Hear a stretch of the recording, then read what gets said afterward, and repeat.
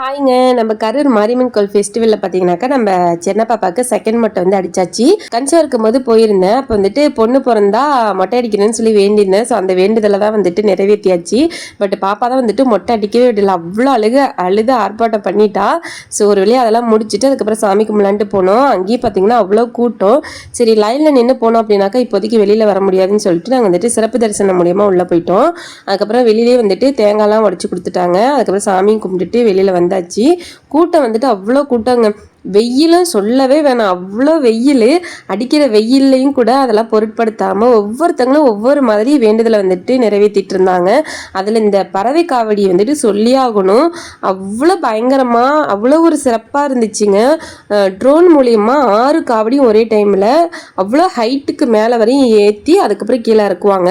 அதை பார்க்குறதுக்கே பார்த்தீங்கன்னா அவ்வளோ ஒரு வியப்பாக இருக்கும். நாங்கள் போன டைம் அது வந்தது. ஸோ பார்த்ததில் அவ்வளோ சந்தோஷம். ஸோ ஆட்டம் பாட்டம் கொண்டாட்டன்னு பயங்கரமாக களை கட்டிடுச்சு. நம்ம செடியில விட சென்னா பாப்பா பார்த்தீங்கன்னா இந்த தடவை நிறைய டாய்ஸ்லாம் வந்துட்டு அவளே எடுக்க ஆரம்பிச்சிட்டா. அது வேணும் இது வேணும் எல்லாத்தையும் பார்க்கறதெல்லாம் தூக்கிக்கிட்டா.